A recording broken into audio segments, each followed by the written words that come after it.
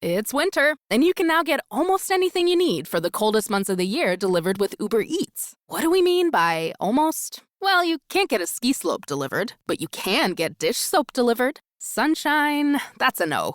But a bottle of wine, that's a yes. A snow angel, sorry, no. But angel hair pasta, Uber Eats can definitely get you that. Get almost anything delivered with Uber Eats. Order now. Alcohol and select markets. Product availability may vary by region. See app for details. You are listening to Women's Running Stories, where exceptional women runners share inspirational stories about their running experiences. Hello, I am Cherie Louise Turner. I am the host and producer of this podcast. Thank you so much for being here. This is a special episode. This is a live recording of the conversation that I got to have with 8-time world record holding masters runner, Sue McDonald. I've had Sue on the podcast before. I'll go ahead and link to that earlier episode in the show notes. But I was so excited to sit down with Sue. She was in Boston to race on the indoor track. She raced on Friday night at the BU track and then again at the New Balance track on Sunday afternoon, and she took some time to sit down with me on the Saturday morning. It was snowing here in Boston, and we got together at the Tracksmith track house in front of a great group of people who braved the winter weather to hear about Sue's experiences, the wisdom she's gained, and how she does it, how she went about setting so many world records in various different events. You're going to hear all about it. All of the things that went into preparing her to set these world records, how she has stayed a very competitive athlete for over 4 decades. We talk about some of the various other sports that she has done, what's keeping her motivated these days, and some specifics and tips about how she trains and how she continues to keep running so fast. Before we get into it, I do want to give a big thank you to Tracksmith for hosting this event, and especially to Keaton for all of her help and support. So thank you, and yeah, let's just get into it. Here is my live interview with Sue McDonald. All right, well, thank you all for braving the weather this morning. I know it's snowing here in Boston. But thank you for being here because we have Sue, and I'm so excited to have a conversation with Sue McDonald. And I imagine you guys are all a little bit familiar with some of the things that she's done as a runner, but I'm going to go through some of her highlights of her career. She is currently an 8-time world record setter. We were a little off on the number there, we realized. So she currently holds the world record for Masters 60 to 64 in the 400 indoor-outdoor, 800 indoor-outdoor, the mile indoor, 300-meter hurdles, the steeplechase, and the heptathlon. And she was also, for all of these accomplishments, she was the 2023 USATF Masters Track Athlete of the Year.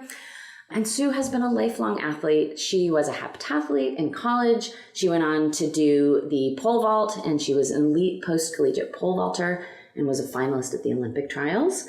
And she also ran the 2018 Boston Marathon, which, if anybody is familiar with Boston Marathon history, it was the storm year, one of the worst years that we've had on record. And then shortly thereafter, Sue went and set some American records on the track. And as she was approaching 60 years old, in 2022, she was looking ahead to turning 60 and kind of looking through the record books and thinking, what kind of records might I be able to set? So she went about targeting some world records or American records or whatever she might be able to do. And she set out on having a fantastic year as a 60-year-old masters racer. And so the first thing I want to do is, first of all, welcome and thank you so much for being here, Sue. And thanks again, everybody. Thank you. Nice to meet everyone. Yeah. And so the first question is what did you do to get ready to go after these records? I know you had lots of, no stone unturned in your preparation.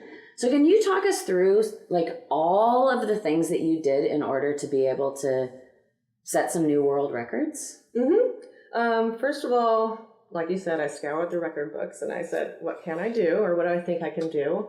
So I actually had a Google spreadsheet and targeted all my times and all my goals. And then I thought, well, I want to make sure that I do everything possible and I have no regrets. Like, I just want to go all in and see what I can accomplish, because it's kind of like, you're only 60 once. You only, being a master's athlete, you love aging up to the next. I'm sure you guys love aging up to the next age group in road racing and track racing and stuff. So it's a big deal for all of us masters runners.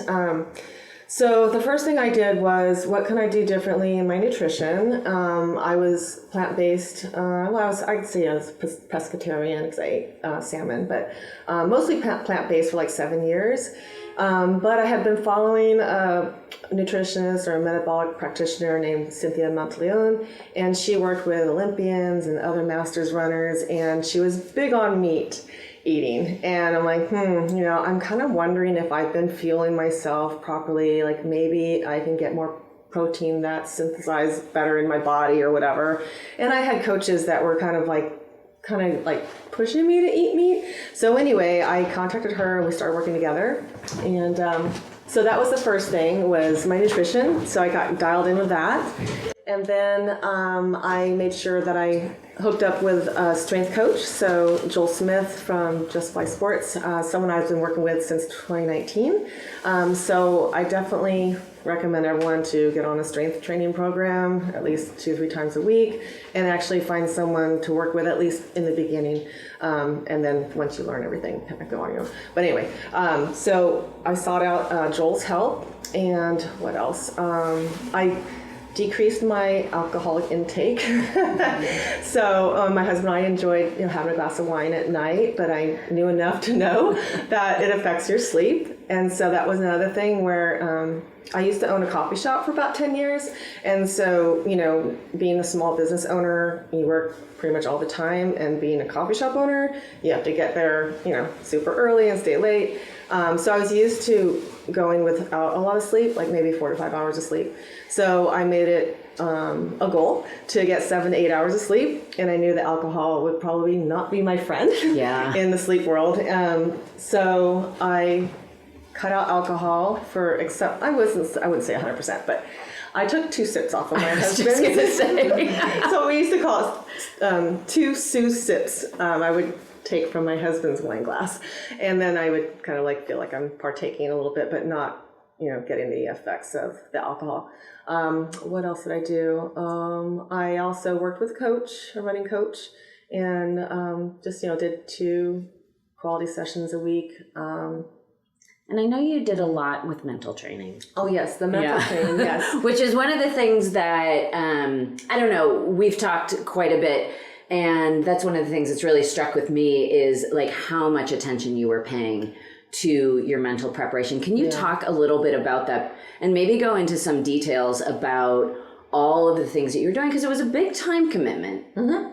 Yeah, I started doing mental training back when I was a heptathlete in college, and I used to spend at least 30 minutes a day going through all 7 events, visualizing all 7 events, meaning you get to the track, you warm up, who are my competitors, I would visualize all that. So that kind of started really early. And then I was also an elite high jumper, and so if you can imagine, anytime you go over a barrier, there's an additional mental block.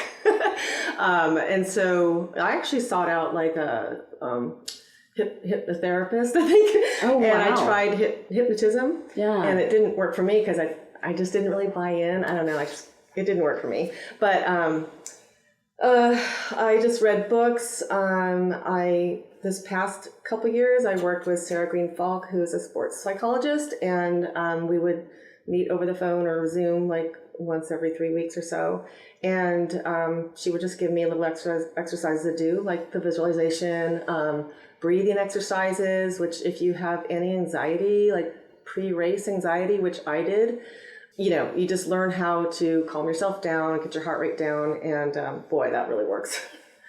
Yeah, but it sounds like it took a lot of practice. Like it was over time. It wasn't like, oh, I just learned how to breathe better, and then I was I had no anxiety. How long did it take you to get to you started off I have a lot of race anxiety. How long were you working on these breathing techniques and visualization to get to a point where you could show up with, say, less anxiety? I would say 2 to 3 years, but it really, like I said, started probably when I was 50. So like 10 years Right. of, Yeah.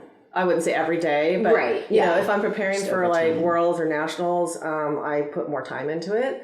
So like I have Nationals in about 3.5 weeks and then Worlds about 3 weeks after that. So like, you know, I try to use my time wisely. So I'll do like sauna as part of recovery. And so when I'm in the sauna, I just do my visualization there. So it's like, boom, that's done. Because in the past, like I'd be so tired, sometimes I would just fall asleep when I'm visualizing.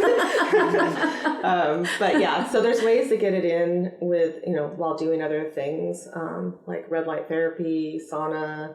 I have Normatec boots. I could pretty much open up my own physical therapy clinic. I have all the tools. Yeah, and just to stay with this mental training aspect for just a second, because you've, like, in conversations that we've had, I remember you even saying, like, I can't imagine anyone showing up to the track and just, like, thinking they're going to run a PR and not having gone through any visualization. And so to me, it also seems like something you have to practice. Like, it's not just like, oh, I learned how to, you know, do visualization and now I don't do it anymore. Like, so it sounds like something that you keep up with too. Yeah, I mean, it's kind of like a training. Like it's kind of like brushing teeth. Training.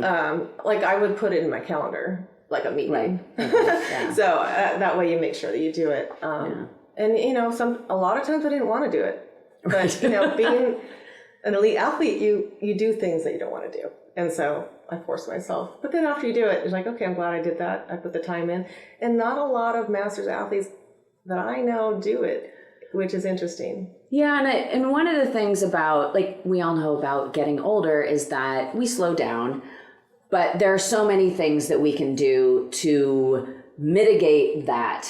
And so, you know, one of the things that has struck with me about learning all about your story is just that, like, you did pull out all the stops, and that is what it takes, you know, to keep getting faster. It's not just like, oh, I can go train harder. It's like, no, you got to pull in all these other ways of improving, like, you know, sleep and nutrition and all the rest of it. The whole system. So, well, and that does lead me to my next question, which is, like, you have been a lifelong athlete, so you've been through the changes of age.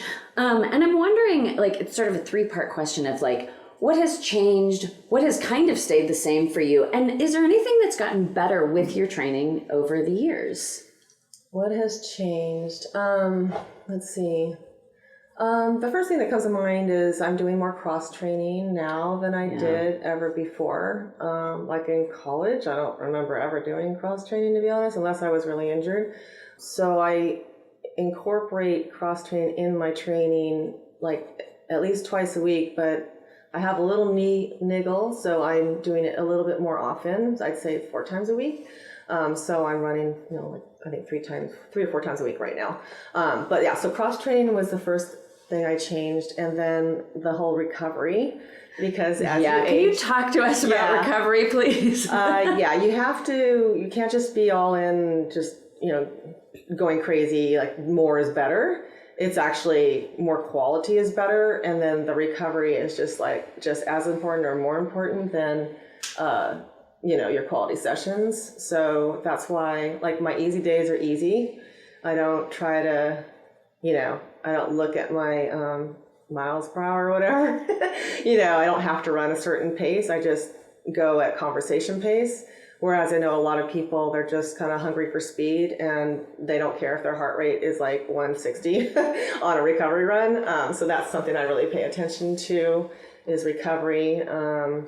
Just making sure that I don't really get massages that often, but if I do have a niggle or something, I do make sure I go see someone. If I have something that is hurting, I will go see like a physical therapist or a chiropractor. So I don't waste time, and I'm a coach also. So I was just going to say, because you hear about this from your masters all athletes. My athletes are masters athletes, and so if they tell me that something's hurting, like, hey, my hamstring hurts, and if it's like, it lasts like more than a week or two, I'll say, have you had someone look at it, you know, and they'll go, no. I'm like, well, let's make an appointment, you know, because you just don't want to keep dragging it out when you could, you know, do something about it and make it heal faster. Yeah. And I'm wondering if there's stuff that's stayed the same. And one of the first things that comes to my mind is, like, training gives you structure in life.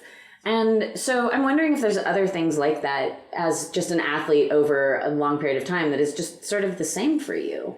Oh yeah. I mean, you asked me like, hey, how is training different than, when you're younger? I mean, it kind of is just because of what I just said, but I still feel like I train like a college kid because I have the, like 2 track sessions, or sometimes it's 1 track and either like fartleks or like hill repeats. And but I'm training pretty hard. Like those hard days are hard. And then, it's the same type of schedule, but I'm just older and running a bit slower. Yeah. And I'm wondering, is there anything that's better, like as you've gotten older? Yeah, the mental. Right. Believe me. I think there are benefits to getting older as an athlete. In high school and college, I would cry. Like if I did not do well in the high jump, I would cry. I would run through. I don't know if you've seen high jumpers just run through and not jump. I would run through, just sight case, And so, yeah, I'm so much better in the mental. Yeah. I mean, it's no fun to be overly anxious. It's awful. And so if that's one thing I work with my clients, is like, I don't want them to feel the pain that I went through when I didn't know what I know now. So learn how to be less anxious. Yeah. Well, and on that note, can you talk to us a little bit about race day? Like, how do you approach a race day? Like, kind of what you do the day before to make sure that like you're all set up for the next day, and then like take us through a race day. Yeah. Usually the day before, I usually do like a little shakeout, like a 20-minute run with some strides. Strides are super important in my world. And probably like if you guys are road racers, if you're not doing strides, sometimes I assign fresh runs, which are slightly different than strides. Fresh runs are like 20-minute strides, but you only have 20 minutes rest. So you just kind of like safely slow down, turn around, come back and start the next one. Anyway. 20 minutes or 20 seconds? 20 seconds. 20 seconds. Okay. I was like, 20 seconds. Wow, a 20-minute stride. No. So that would be my day before. And sometimes like I have a really small house with just a shower. So if I'm traveling, I usually have a bathtub. And so I'll take like an Epsom salt bath to relax my muscles. And I usually travel with my Normatec boots, although I didn't bring them this trip. Right. Yeah. So I traveled a little light this trip. But so I do all that before. I do my mental imagery. And then I'm usually feeling pretty good and ready for race day. And then in the morning, I usually do my mental visualization. Yep. In the morning, like a hotel or wherever I'm staying, before I get to the track. And if I feel still anxious when I get there, I'll find like a place where I'm kind of alone, and I'll just lay down and close my eyes and go through it again. Or if I'm anxious, I'll just do breathing exercises. But like when I do the visualization, I look at everything. I know who my competition is usually, so I'll even like visualize them warming up next to me. And in the past, I would like just copy what people are doing. Like, your warm-up routine should be your warm-up routine. Right. When you're anxious, you just look, oh, they're doing the leg swings. Maybe I should do those. Or they're warming up their hamstrings. I should do those. And so now I actually have, because if I get nervous, because I still get nervous sometimes, I'll have index cards of what my routine is, my dynamic exercises for my warm-up. And so if I get anxious and I can't think, and I just start looking at other people, I'll get my index card out and I'll follow that. So that's a good tip. But yeah, so then, like I said, yesterday I just got less anxious and less anxious as it got closer to the start time. So it works. And I don't think we mentioned that Sue raced at BU yesterday, and she raced in the 800 and the 200 to open her season. So yeah. And so on the note of like taking us through some of the things that you do, can you take us through your year? Because I know that you have like, certain times of the year that you're in season and certain times of the year that you're out of season. And I think with a lot of us, as we get older and we're kind of looking around at different races, we can kind of get in these cycles of just like always racing, because there's always something to do. There's like track racing, there's marathons, there's the next 5K. And I know that you have a more structured way of going through your year. And can you talk a little bit about how you structure your year? Mm-hmm. Yeah, so like, let's start with like indoor season. Like so once I'm done with my indoor season, this indoor season I only have 3 meets. This meet I just did, well, 4 actually, with 2 this weekend and then Nationals and Worlds, and then I'm done because, like I said, I live in Southern California. There's no indoor meets there, so I'm limited, and I can only travel so much. But then after indoor season, I usually take about a week off, and that doesn't mean no run. That doesn't mean no exercise. I will usually do cross training, and so I feel better. Like, I don't have any rest days, but a rest day to me would be getting on my spin bike and just spinning, but with like almost no resistance. But because of my age, I just feel better moving all the time, and it doesn't have to be hard movement, you know? So it would just be fun cross training, but just no structure whatsoever. So that's the thing. Okay. If you could just do no structure, that's like a little vacation from your structure.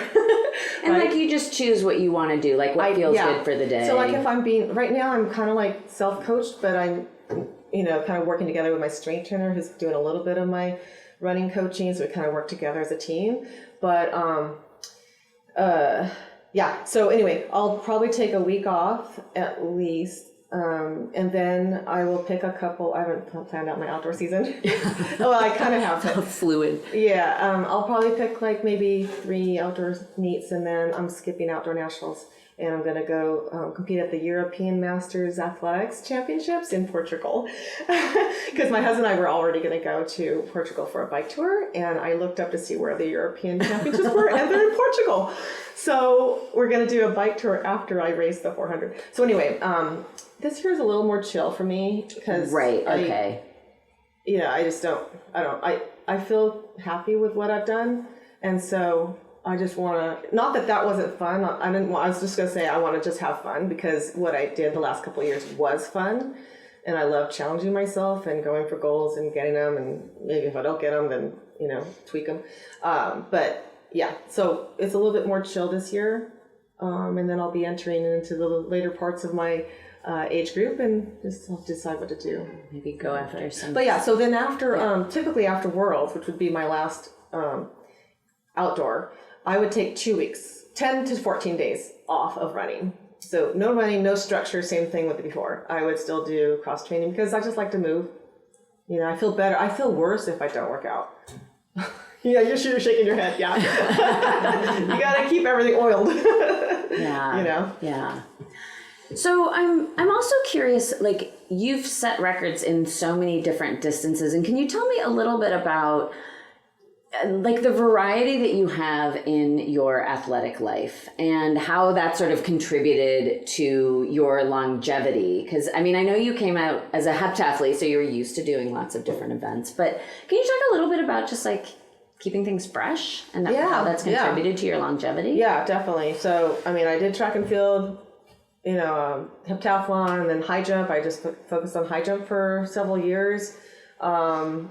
My whole life was track and field. I was married to a coach, a track and field coach. And, you know, I had a daughter who grew up on the track, all that stuff. So then after I got a little bit burned out doing the high jump and stuff, so I always was interested in the triathlon, and I saw all these people doing triathlon, so I did that for a while. So that kept it fresh. So I went from high jump, you know, heptathlon, high jump, to triathlon, road races.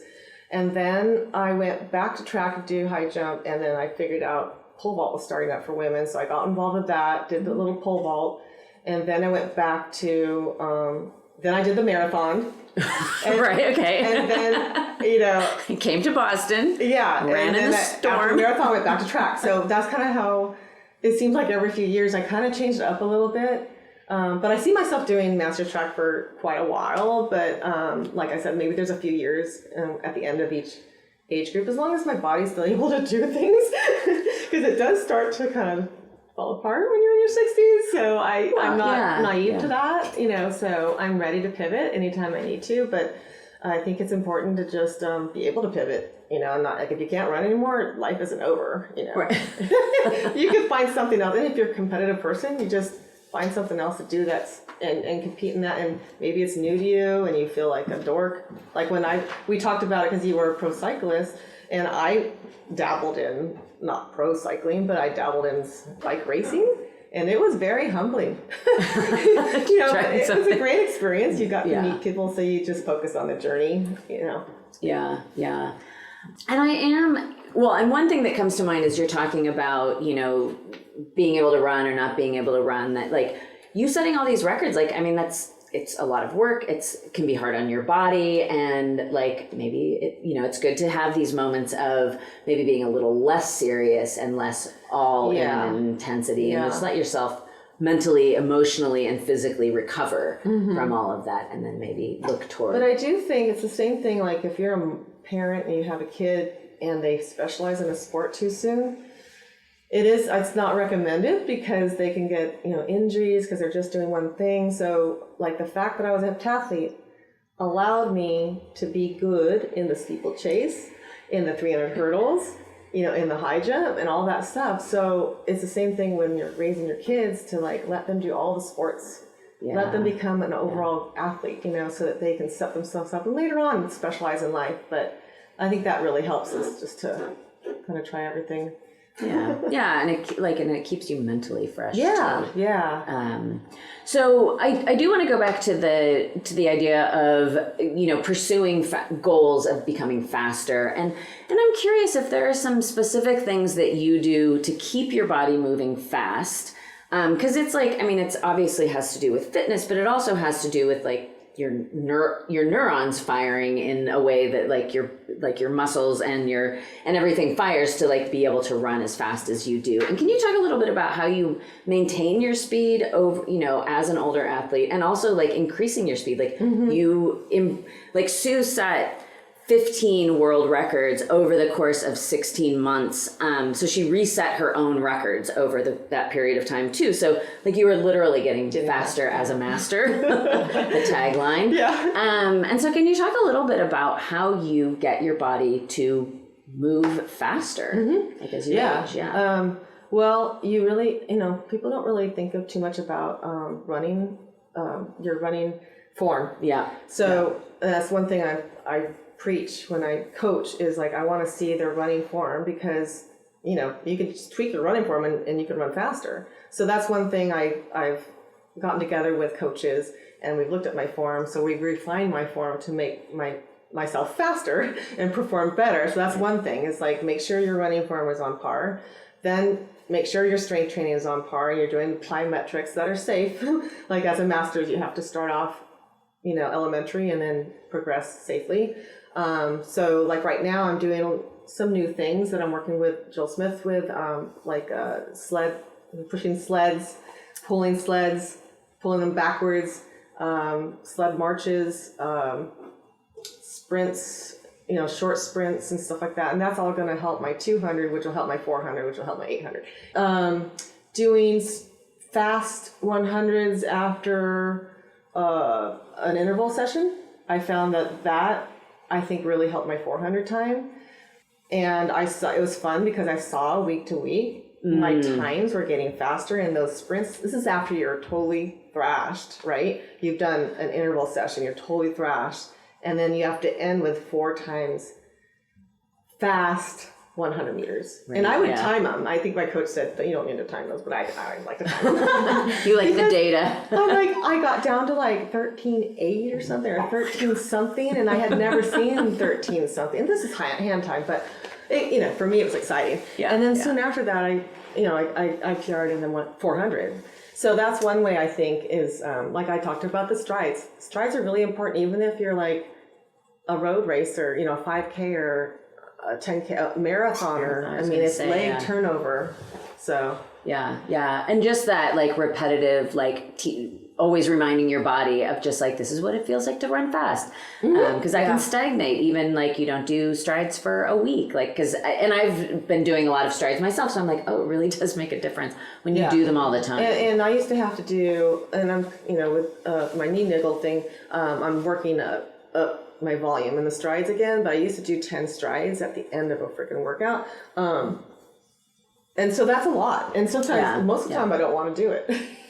But again, you just do what you don't want to do because that's what you need to do. Well, and it is sometimes these little things, like 10 strides doesn't take you that long. It's an effort. But just like all these little things along the way, over time and consistently done. Add But up you know to how being you guys able do to- like a run and then, or you do an interval session and then you're like, okay, everyone cool down. And then you're like doing that little shuffle jog, you know, everyone's all tired and they're doing a shuffle jog and they're talking and stuff. Well, what if you did, to cool down, some strides, not all out. Okay, and this is what I'm talking about. Like, this is a cool down. Right. So you can cool down with strides, or I call them the fresh runs. That's when you do the fresh runs, where it flushes your legs out. It flushes the toxins out, all that crap that's in your legs from running hard. If you do like 10, 20-second strides, wait a little, like 20 seconds, turn around, do it again. You start off easy, easy, easy. 2 of them really easy, then the next 2 a little faster, the next 2 a little faster. If you give it a try, I think you'll be, really happy with the results and how you feel. Yeah. It's way better because you're working on your running form at the same time. Because when you're just doing that little shuffle jog, it's poor running form. It really is. And so when you do these strides, you're actually able to work on your running form at the same time you're flushing out all the toxins. So that's something that not everyone gets. That's a little tip. Well, and one other tip that I know you're always excited to share is wickets. So do you want to tell us a little bit about wickets? Yeah. So wickets are those little tiny hurdles. And they're not just for sprinters. So when you think of wickets, you think of people who are sprinters are doing sprint drills and everything on it. But wickets for runners, and this is from the Steve Magnus and Jonathan, the On Coaching Running Scholar programs where I learned it. But you set up wickets about 3 feet apart, and you go over the wickets with the idea you want to just like, as soon as you clear the wicket, you want to snap your foot down. Just snap your foot down after each wicket. And then you have about 30 meters after the wickets, which you keep running with that same form and that same like snapping. And you do that as you warm up, basically like brushing teeth. So you would work towards doing that, like going over 10 wickets 10 times as part of your warm up. If you did that, and I did that in the beginning when I first started doing it, I noticed that my easy runs, so let's say I was running like 8:30 pace for my easy runs, I would all of a sudden, after months of doing this, like hundreds of times wickets. doing the wickets, I would be doing like 8:10, 8:5 pace on my easy runs with no change, like no effort, no additional effort. Yeah. My heart rate was the same. I was more efficient. So I definitely, I'm a proponent of wickets. And I think that's the thing about all the, like, paying attention to your form and efficiency and how you breathe. Like, there's so many things that go into making running harder or easier. And I think sometimes, I know for myself, I've made it very hard on myself many times. And like, you find these little tricks that you can do, or these things that you can help yourself become a more efficient runner. And it really makes a difference. It really works. Yeah. If you do it long enough, you'll see the results. Yeah. Yeah. So the one last thing I wanted to ask you is, what keeps you motivated? I mean, you have been an athlete, a competitive athlete for like over 4 decades. And you are still lining up. And so what keeps you doing it? I keep doing it because I like to see how I'm competing against myself. I want to see how fast I could be or how good I can be at every stage of my life. So every day we're getting older and every day we're a new person. So I just want to keep seeing, like, challenge myself. Like, oh, what can I do? How long can I keep going at this speed, but knowing full well that I'll slow down at some point, but, I'll just try to keep getting faster, doing all these different things, and dedicating myself to doing that. And then, it's a personal thing. Yeah. It's a personal thing. How long can I keep getting faster? That's like a challenge to myself. So. Yeah. And it's a gift to the rest of us too, because you are literally raising the bar for what we see as possible for women at these different ages. And it's very meaningful for all the rest of us too. Well, and also once I did some world records or accomplished world records, I had never, I like to do things that I'd never done before. So I had never won worlds. I'd never been crowned world champion. Right, so you would set records, but not in the situation where because records can be broken, but once you're world champion, you can't get that taken away from you, right? Yeah. So then my next goal was in Sweden, I wanted to win my events, and so did that. And so now I want to win again in Indoor Worlds. I never won Indoor Worlds, so so there's always a goal I can, Right, right. But after Indoor Worlds, it's probably going to be a little bit more like casual. Until you turn Portugal, 65. fun vacation in Portugal, bike rides, wine. Keep it fun. Yeah. So I'm out of questions, but I do want to open it up to questions from you guys. So please, what would you like to know? Yeah. I'm curious, in the beginning you talked about going from a plant-based diet to back to eating meat. It seems like the trend is the other way. So I'm just curious kind of what that journey looked like and the change in fitness that you experienced. Well, okay, the transition was easy. Like, I was kind of wondering if, like, once I eat meat, is my stomach gonna hurt and all that stuff. But Cynthia gave me some, like, protein powder that had beef, like a beef protein powder type of thing, grass-fed whey beef, and so I started out with that, and but then once I ate meat, I had no problem. I have an iron stomach. But eating meat in the morning was kind of weird, and that's what I was supposed to do.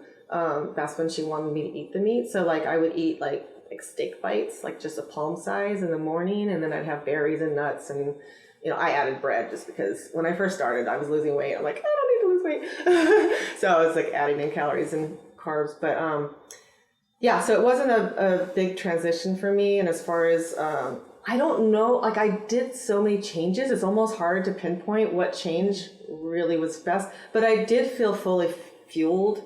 I didn't have any injuries, so I felt like I was healthy. I am going to get my blood tested. I had my annual physical, and now I'm going to do blood work. So I am curious to see if my cholesterol is raised, because supposedly, it affects your cholesterol. Right, so I am kind of curious to see what my blood will look like. Check back with me and I'll let you know. Of course, you can follow Sue on Instagram. Yeah, she responds. Who else has a question? I'm curious. Oh. Yep. Go. Yeah. So you've been in competitive track and field for a super long time. I'm curious, how have you seen the sport and competition change in terms of like the tech, like all this talk about double threshold, like new training techniques? Like how have you seen it impact the way people train and you train, and also racing over time? Well, the super shoes are awesome. That's a big change. Like, I don't know if that's why, like I first got the sprint super shoes, the Max Flies, in 2021 when I did the decathlon. And I use those for a lot of my records. But I also run Hoka's now. I like carbon, all that stuff. All the technology in shoes, I think, really helps.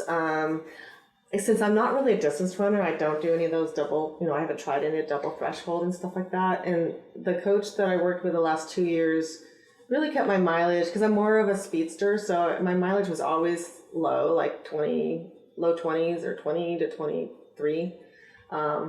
So I don't really, and I hardly even did any tempos and stuff like that. So I don't really know about that. But as far as competitions goes, I only have my own experiences. Like when I go against college kids, like they like ask me questions like, oh, how long have you been doing track? And like 40 years. And it's all been good, as far as the how they take me in, there's no negativity or anything like that. But I don't know. In the Masters realms, have you seen it become more competitive or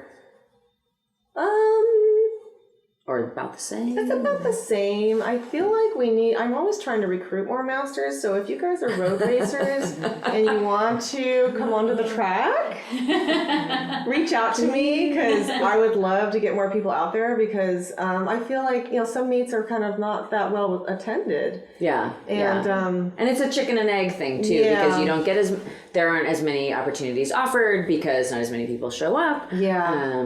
I mean, if people, what I found is like the masters that can drive to meets, they typically go, but if they fly, they have to really be picky and choosy and stuff like that. Yeah. But I feel like it's been the same. I think it's been growing. I am part of USATF Masters team as a volunteer. So we have seen a lot of growth. We have, and then we have, I think, I want to say over 600 people signed up for Team USA for Worlds. Oh, wow. Oh, I believe that's what I saw. So that's a lot. Yeah. It's in Florida this year, so it's in the US, which is rare. You know? Did I see a question back there, Sage? Yeah, I'm just wondering if over the years, if you've had coaches that might have tried to get you to do things that you felt weren't appropriate for your age category or felt wrong, and you had to like say, this isn't right, I'm gonna adjust. No, I can't say that. The only time I can think of was Joel, my strength coach, assigned me. If you follow me on Instagram, you'll see some funny stuff because I do things like animal crawls, like bear crawls, lizard crawls, like weird stuff like that, because they're full body workouts and they're a way to strengthen your core and your feet and ankles and stuff, mainly for sprinting and stuff. So one time I've worked with him off and on since 2019, but the first or second time I started working with him, he assigned me a circuit of these animal crawls. And I think I remember if it was like maybe 6 sets of 2 reps of going 20 meters of bear crawls, lizard crawls, reverse crab crawls. And I was sore for like 8 days. And that was the only thing I could think of. Like, he didn't remember I'm in my late 50s, early 60s. And so when I told him, he said, we started out too much volume there. So that's really the only time. I felt like the coach I worked with the last couple of years, I felt like the workouts he gave me, when I looked at them on paper, I'm like, ooh, like, I don't think I could do that. But before I even started working with him, he said, I will never give you a workout that I didn't think you can do. And so I trusted him. And so when when I look at it on paper, I'm like, yeah, right, that's the only thing I could think of. But then when I would do the workout, most of the time, 95% of the time, I would be able to do it. But in my mind, I'm like, oh, that looks too hard, But, well, and I know you've also said about that like you actually saw improvement in your racing too. So it was like, okay. Yeah. This is. Yeah. I mean. Yeah. Yeah. I mean, I train hard, guys. I mean, there's a lot of times where I'm on the ground. I'm breathing so hard, I'll sit down and then if it's really bad, I'll just lay down on the track. So I'm not saying it takes that for everything, and that just might be me. I don't know, but I never get injured. I do have a knee thing right now, but that's just old age and deterioration of, things. Parts deteriorating parts due to age. I do want to ask just a little follow-up question on the coaching situation. Can you just mention a little bit about like communication with your coach? Oh, yeah. Because I think that feeds into your question, Sage, about like if a coach did give you something that you didn't want to do, like to be sure to communicate with them about how you're training. Yeah. Like it's not just like they're laying down the law and you can't do it. Right. You just have to abide by especially the law. Adults, when you're dealing with adults, like all my athletes are remote, so I coach remote. So I rely on their feedback in the apps or text or email or whatever it is. Because I'm not there to see them. The coach I was working with in the last couple of years, he would see me once a week on the track. So he would see my eyes, he'd see, if I'm delirious, you can see a lot more when you're watching the person in person. But if you're not, then communication is super important. And I would rather have someone overly talk or overly write, what they're feeling compared to someone who doesn't give me any feedback. So definitely if you are working with a coach that's remote, give them the feedback because that's the only way they can coach you better. That's the only way. Yeah. They need to know how workouts felt. You had also talked about the importance of running form, and if you could maybe just talk a little bit about some of the things that you think are really important in the form. Yeah, well, it's different for distance runners. Sprinting is really complicated, but I'd say the most important thing is landing with your foot under your hips, landing with your foot under your center of mass. That's the most important thing. Also, not landing heel first.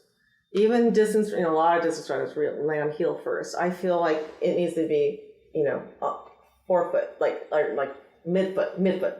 I'd say. Yeah, because you see some people like run on their toes. Yeah, you don't want to run on your toes if you're a distance runner, but you want to run on your forefoot or midfoot, sorry, and not like this. This is a braking motion, and you're going to probably hurt your upper hammy, or coming out of your butt.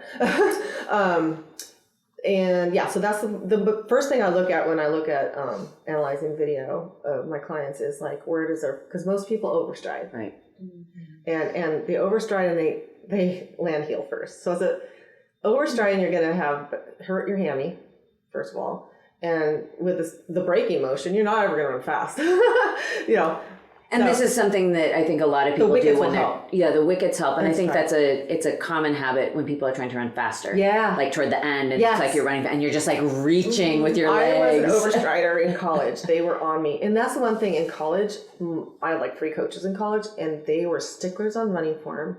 Like they would pick everything out. And so you have to have someone watch you. Like if you can find someone to videotape you, and it's easy. You just take your smartphone and put it on slow motion, get a side view so you can see where your foot's landing, and maybe run like a stride pace and maybe run a little faster, like race pace. They get like 2 different speeds, and then have someone look at it, or you can look at it and just say, where is my foot landing compared to my hips? Is it, before or after? Anybody else? No, you do. If you could like give like one tip, or maybe like top 3 like habits that you've done or introduced into your routine to promote longevity, like in your career in running, that have kept you moving. Physically, physically and like mentally, I suppose. Both are important. Oh gosh, that's a hard question. Longevity. I feel like the mental part just comes to mind, because you have to make it fun. You have to surround yourself with supportive people.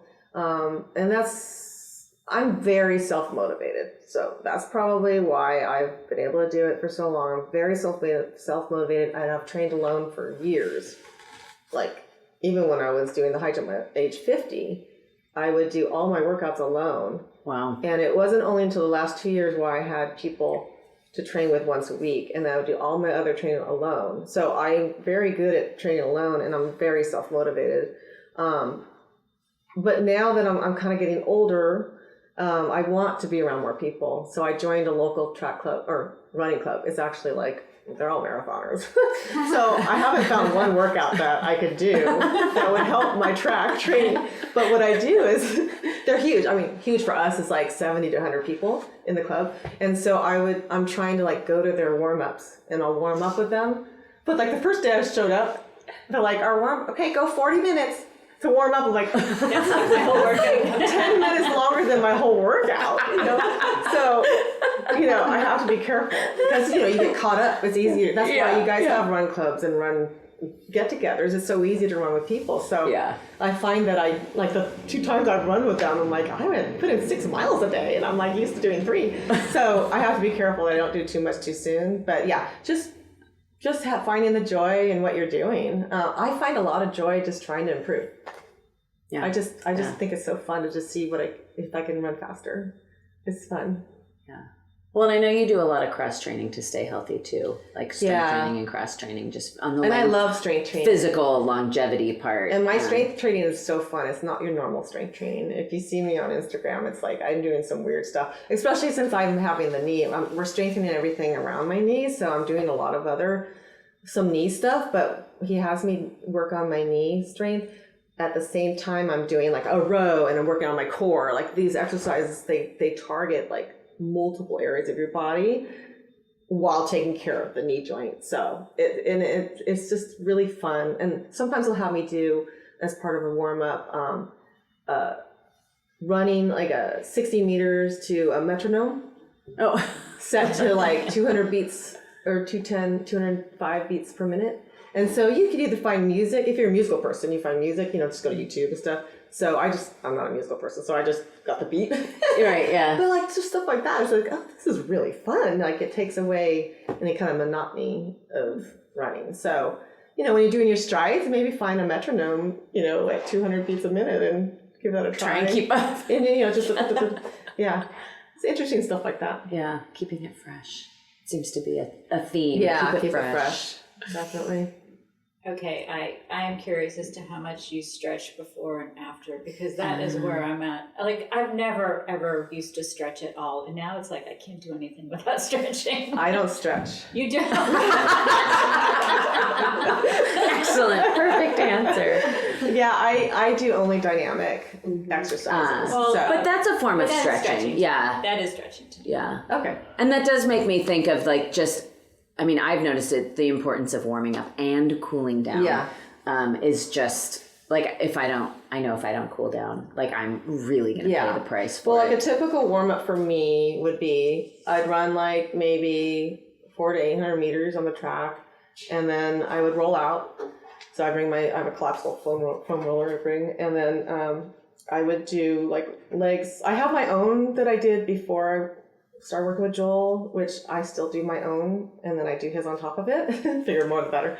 But I'll do like leg swings every which way. I'll do like a quad stretch. I'll do like a pedaling thing, like a calf stretches, but pedaling, like a pedal type of thing. And then I'll hold like for the Achilles stretch.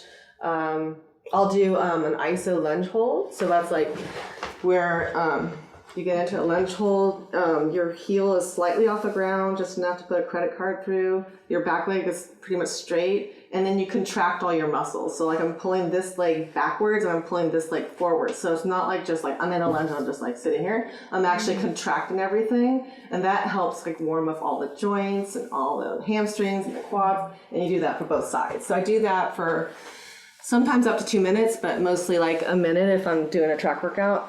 And then I'll do like reverse inchworms or forward inchworms, walking inchworms, like 10 meters, 15 meters. What else? Sometimes bear crawls on the ground. A skips, B skips, straight leg bounding, like that. Those are like just a few, but they're all fun. And they're changing. He changes it up for me. Like probably every warm up is slightly different, but some of them will have the same exercises in them.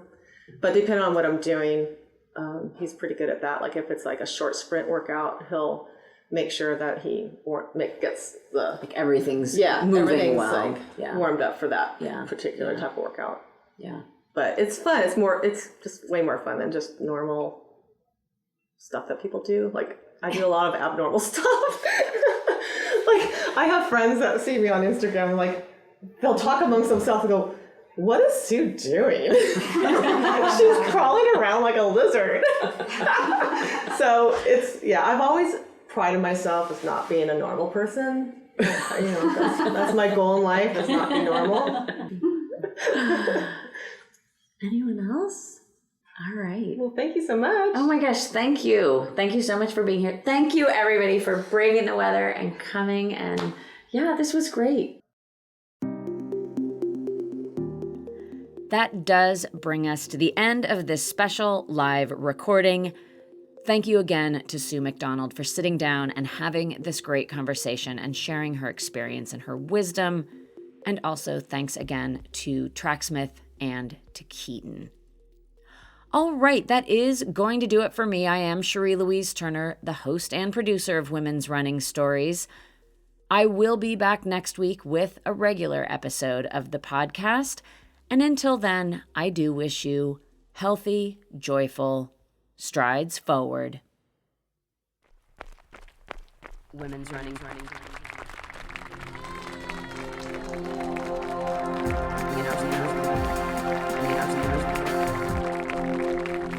Women's Running Stories.